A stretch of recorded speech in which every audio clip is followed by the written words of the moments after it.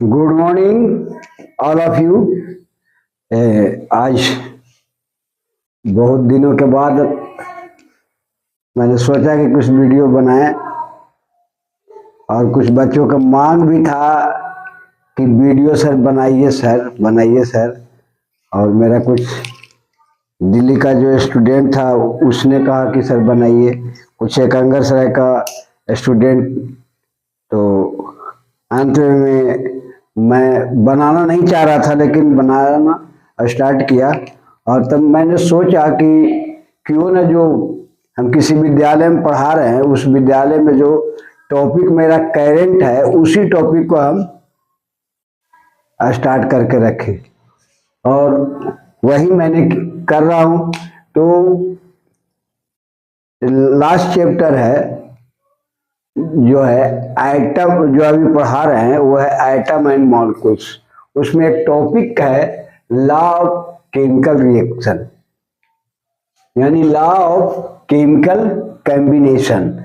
Law of chemical combination, law of chemical combination it means कि अगर chemical reaction हो रहा है तो रिएक्शन है जो किस प्रकार हो रहा है, वो रिएक्शन का नियम क्या है ये बता रहा है। जैसे सपोज मान लीजिए कि यहाँ पर दिया हुआ है CaCO3 और A है जो डिकम्पोज होकर CaO प्लस CO2 एक होता है। ये रिएक्शन के अंदर क्या हो रहा है कि कैल्शियम कार्बोनेट डिकम्पोज होकर कैल्शियम ऑक्साइड और कार्बन डाइऑक्साइड बन रहा है। तो हमारा जो लेफ्ट साइड में होता है उसको हम कहते हैं रिएक्टेंट, और जो राइट साइड में होता है इसको हम कहते हैं प्रोडक्ट। क्या कहते हैं? प्रोडक्ट कहा जाता है।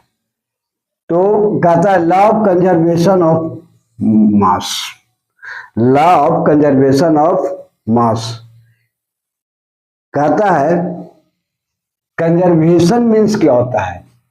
कंजर्वेशन मीन्स क्या होता है, जो हम ये टॉपिक आपको हम बताने जा रहे हैं ये है फर्स्ट वाला। यहाँ पर ये है जो फर्स्ट है उसको हम बता रहे हैं कि लॉ ऑफ कंजर्वेशन ऑफ मास।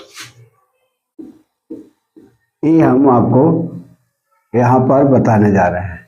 मतलब है कि किसी भी प्रतिक्रिया के फलस्वरूप during the chemical reaction mass of reactant equal to mass of product. There is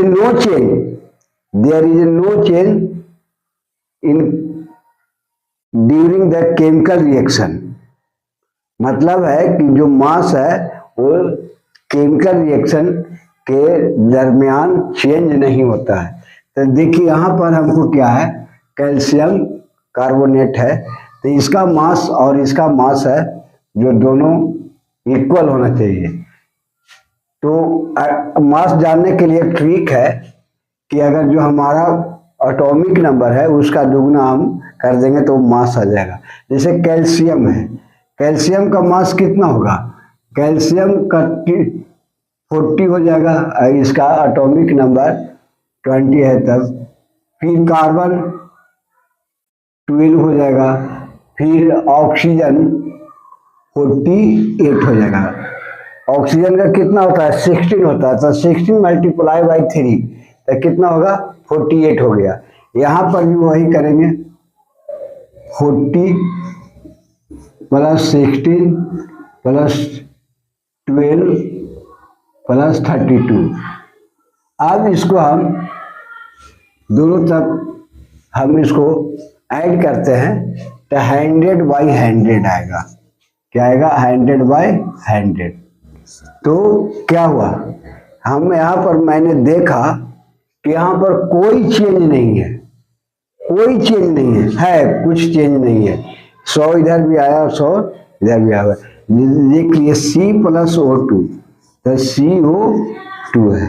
ये रिएक्शन हम देखें C प्लस O2 ये क्या है, तो यहाँ पर देखिए अब इसको हम क्या करेंगे, 12 है प्लस 32 हो जाएगा, इधर क्या है 12 प्लस 32 है, बोथ साइड आर सेम, क्या बोथ साइड आर सेम, मतलब लेफ्ट साइड रिएक्टेंट और राइट साइड क्या है product.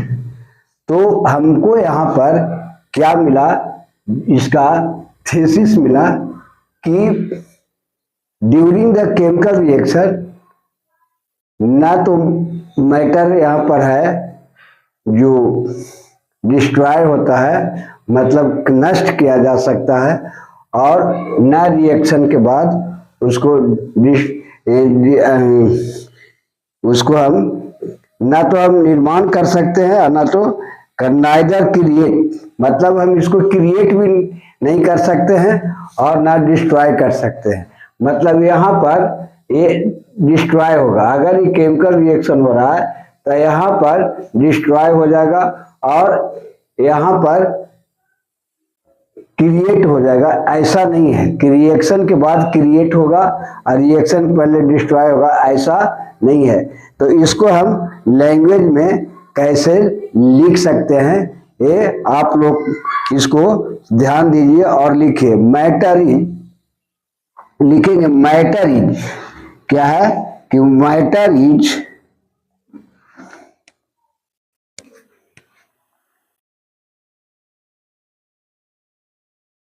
matter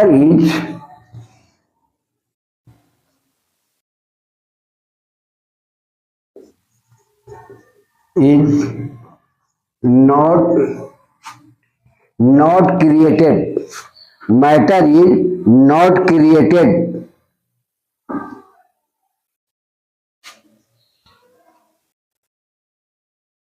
and neither destroyed, and neither destroyed,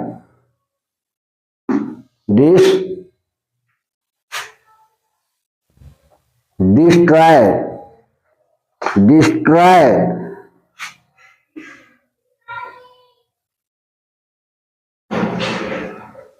in the chemical reaction, in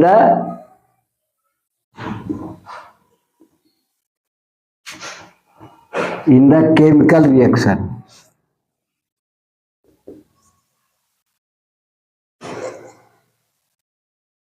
एक पॉइंट ये हो गया, एक पॉइंट मेरा एक हो गया। इसको हम सेकेंड टाइप ऑफ लैंग्वेज में हम लिख सकते हैं, सेकेंड टाइप ऑफ लैंग्वेज में हम इसको लिख सकते हैं। यहाँ पर देखिए फर्स्ट हो गया, सेकेंड टाइप हम लिख सकते हैं, दूसरे ढंग से हम लिख सकते हैं। दूसरे ढंग से हम इसको किस तरह से लिख सकते हैं, जो आप यहाँ पर देखिए,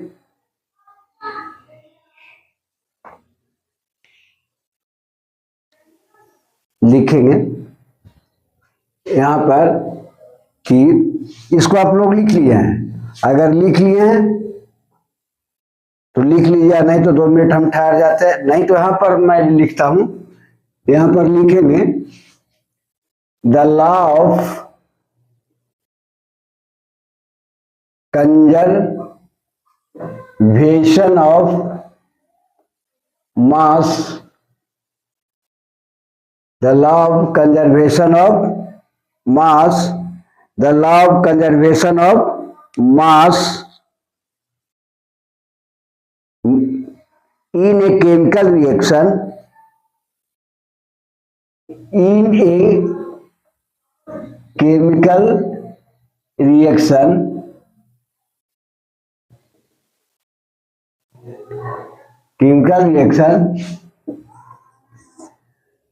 total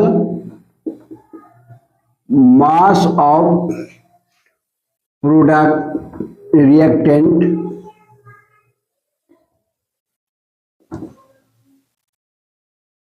is equal to total mass of product duct during the chemical reaction. During the chemical reaction. Chemical reaction. हम तीसरा टाइप से भी इसको लिख सकते हैं, लिखेंगे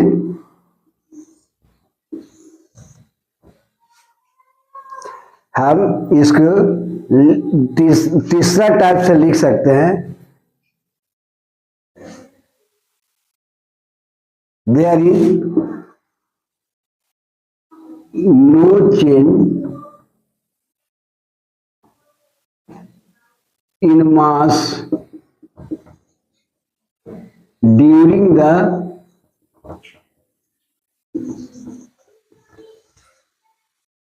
chemical reaction। नहीं, ये तीन हमारा टाइप से हम लिख सकते हैं, ऐसे भी लिख सकते हैं हम,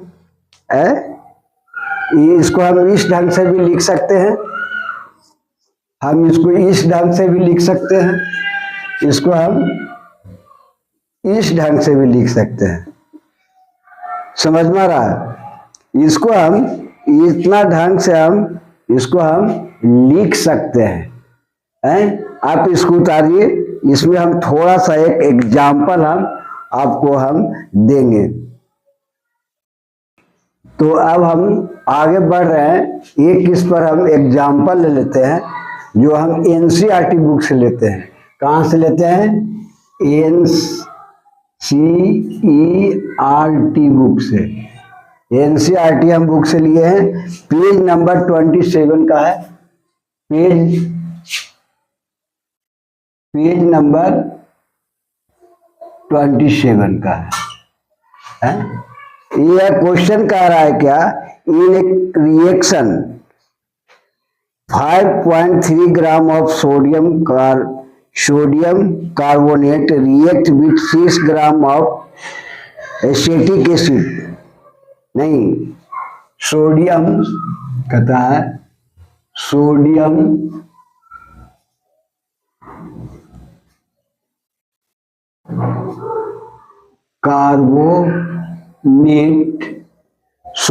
कार्बोनेट reacted with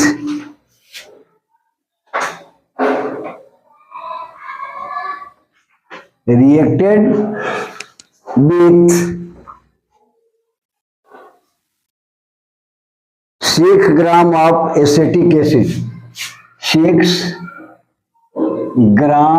अभी हम आप लोग को बता रहा था कि एक एनसीईआरटी में क्वेश्चन है, पेज नंबर 27 का फर्स्ट क्वेश्चन है, और क्वेश्चन जो है उसमें लिखा हुआ है कि sodium carbonate reacted with 6 gram of acetic acid, the product were 2.2 gram of carbon dioxide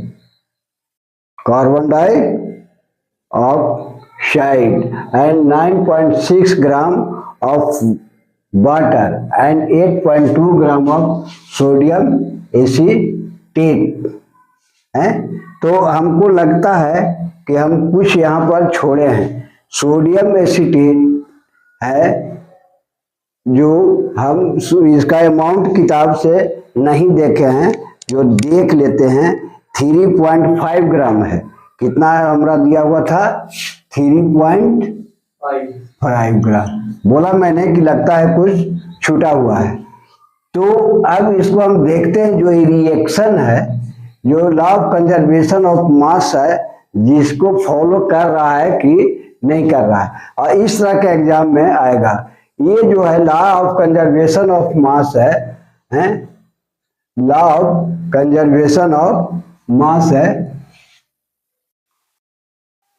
यहाँ पर इसको थोड़ा सा इसको मिटा देते हैं, इससे ना कंफ्यूज आप लोग कर जाइएगा। Law of conservation of mass है, उस लॉ पर ये डिपेंड करता है कि नहीं, फॉलो करता है कि नहीं। तो हम सोडियम कार्बोनेट को ले लेते हैं। तो सोडियम कार्बोनेट कितना है? 3.5 ग्राम। 5 ग्राम हमको दिया हुआ है, नहीं, प्लस हमको एसीटेट कितना दिया हुआ है, 6 ग्राम। नहीं, ये देख लीजिए, ये है, इसको हम ओवर राइटिंग कर देते हैं थोड़ा, क्लियर। 3.5 ग्राम है, ये 6 ग्राम है, हैं। अब यहाँ पर इधर आते हैं तो सोडियम एसीटेट है, सोडियम एसीटेट कितना है हमको, हमारा यहाँ पर कार्बन डाइऑक्साइड कितना है, 2.2 ग्राम है, 2.2 ग्राम है। और फिर हमारा वाटर है जो प्लस इतना ग्राम दिया हुआ है, ये सब मेरा ग्राम में लिखा हुआ है। क्या चीज में लिखा हुआ है, सब ग्राम में लिखा हुआ है। तो आप लोग देखिए इसको बनता है आपसे कि नहीं, और ये सही है या गलत है, सब अपना अपना बुक निकाल लीजिए और देखिए कि सही है कि गलत है।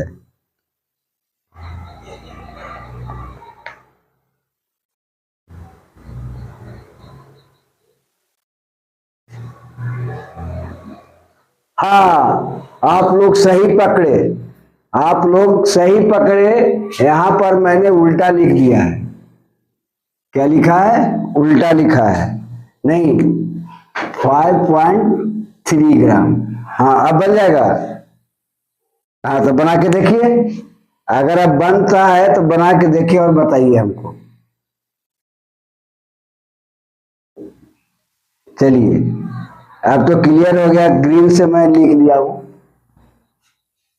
ऐड करके देखिए, ठीक है, ठीक। अब बोलिए, 5.3 ग्राम प्लस, यहां पर लिखेंगे कि यहां लिखेंगे, यहां लिखें, नहीं वहां, हाँ, इसका मतलब है कि यहाँ 0 है, तो 6 इस तरह से हो गया, तो 11.3 ग्राम आया।